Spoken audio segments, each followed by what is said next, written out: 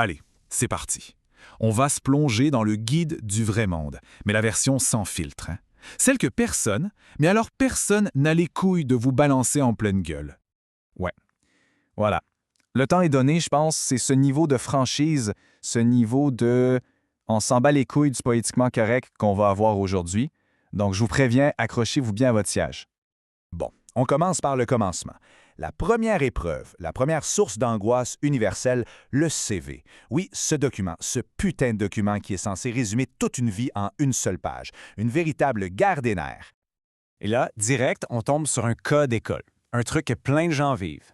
Mon doctorat me nique ma recherche d'emploi, est-ce que je l'enlève de mon CV? C'est quand même dingue, non? On passe des années, je dis bien des années, à se casser le cul pour avoir le diplôme ultime, et une fois qu'on l'a, la grande question c'est, est-ce que je devrais pas faire semblant de l'avoir jamais eu? Ça montre bien à quel point le système est pété. Et voilà la triste, l'absurde vérité noir sur blanc. D'un côté, le CV avec doctorat. Réaction?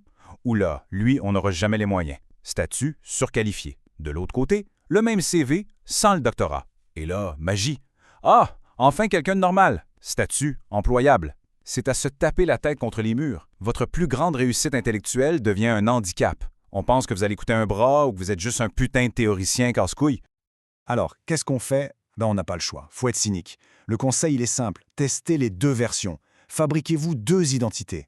Un CV pour flatter leur ego et un autre, le CV normal, pour espérer décrocher un vrai taf. En gros, il faut jouer à leur jeu à la con. C'est un test AB, mais avec sa propre putain de vie. Jusqu'à ce qu'un téléphone sonne enfin.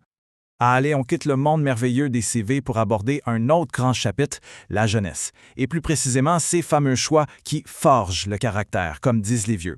Vous savez, ces décisions qu'on est censé prendre et qui sont pleines de fausses promesses. Premier faux choix, le MBA. Si on le fait direct après les études, on apprend quoi? De la théorie, encore et toujours. On devient juste un gamin de plus avec un diplôme cher. Par contre, si on attend, si on va bosser quelques années, là, on apprend comment le monde fonctionne vraiment. Et on devient quelqu'un d'intéressant avec une vraie expérience à partager. C'est clair? Et ça, c'est peut-être encore plus parlant. Le dilemme, semestre à l'étranger contre stage. Pour l'employeur, ce semestre à l'étranger, c'est quoi? Des vacances, des soft skills bidons? Le stage? Ah, là, ça leur parle. C'est de la valeur, une ligne concrète. Je vais être clair. De votre année en Australie, il s'en branle royalement. Et c'est pour ça que le stage, même s'il a l'air moins fun, est peut-être plus utile. Parce que, soyons honnêtes, la leçon la plus précieuse qu'on tire d'un stage, c'est souvent de découvrir ce qu'on ne veut surtout pas faire de sa vie. Et réaliser ça avant d'y consacrer 10 ans, ça n'a pas de prix. OK, maintenant qu'on a bien défoncé les débuts de carrière, attaquons-nous à un monument. On va démonter, pièce par pièce, la plus grosse arnaque de tous les temps, le mythe du chef. Et voilà la checklist, le bingo officiel du parfait petit manager. Qu'est-ce qu'un bon chef? Ah, ben il doit avoir une vision, savoir prendre des décisions, avoir de l'intelligence émotionnelle, de la résilience et bien sûr, il doit encourager les idées. Un beau poster de motivation pour un bureau sans fenêtre. Mais décortiquons ça. La vision, pour commencer, c'est du pipeau. C'est un truc pour les fondateurs de start-up qui se prennent pour Steve Jobs.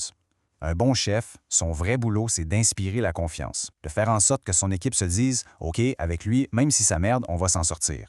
Le reste, c'est de la littérature de gare pour managers. Ensuite, encourager les idées. C'est mignon, ça fait management participatif. Mais faut pas se leurrer, une entreprise, c'est pas une putain de démocratie. À un moment, il faut que quelqu'un tranche. Écouter tout le monde, c'est bien, mais si personne ne prend de décision, on finit par tourner en rond. L'intelligence émotionnelle, celle-là, elle est belle. La plupart des grands pontes en sont totalement dépourvus. Ils sont incapables de sentir l'ambiance. On a besoin d'un exemple? Regardez Elon Musk. Chaque tweet est un cas d'école de ce qu'il ne faut pas faire. En fait, s'il faut retenir une seule chose, c'est celle-là. Les gens oublient vite les succès. Par contre, ils se souviennent très, très bien de la façon dont on agit sous pression. Quand tout part en couille, c'est là qu'on voit le vrai visage d'un chef. Bon, on a parlé carrière, on a parlé management. Maintenant, parlons de la finalité de tout ça. Pour certains, le pognon. Mais pas le petit pognon pour payer ses factures, non, non.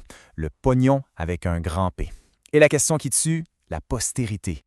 Regardez ce chiffre. 50 milliards de dollars. 50 avec 9 zéros derrière. C'est même pas la peine d'essayer d'imaginer ce que ça représente. À ce stade, on n'est plus riche, on est une putain d'entité financière. Et quand on atteint ce niveau, une seule question se pose. Et c'est celle-là. Mais qu'est-ce que tu fous avec tout ce fric? Sérieusement. Une fois que tu as acheté 10 maisons, 3 yachts et un jet privé, tu fais quoi? Tu t'emmerdes, non? Parce que la réalité, elle est là. Le temps, c'est le seul truc qu'on ne peut pas acheter. Et pourtant, ces mecs-là, ils passent les meilleures années de leur vie à optimiser leurs impôts au lieu de juste vivre. C'est d'une tristesse infinie. Et puis vient l'idée de l'héritage. Mais attention, l'héritage, le vrai, ça ne se construit pas à 75 ans en signant un chèque pour mettre son nom sur un hôpital. Ça, c'est facile. Non, un héritage, ça se construit quand c'est dur, quand ça nous coûte quelque chose. Parce qu'au final, l'histoire, les gens, ils se foutent de savoir combien vous aviez sur votre compte en banque. Ce qui reste, c'est ce que vous avez abandonné, pas ce que vous avez accumulé. On se souviendra de ce que vous avez donné, pas de ce que vous avez gardé. Alors voilà la question qui reste en suspens pour tout le monde. Votre héritage, à vous, il vaut combien? Et je ne parle pas en euros, on s'en fout. Non, il vaut quoi en termes d'impact? C'est ça, la seule putain de question qui compte.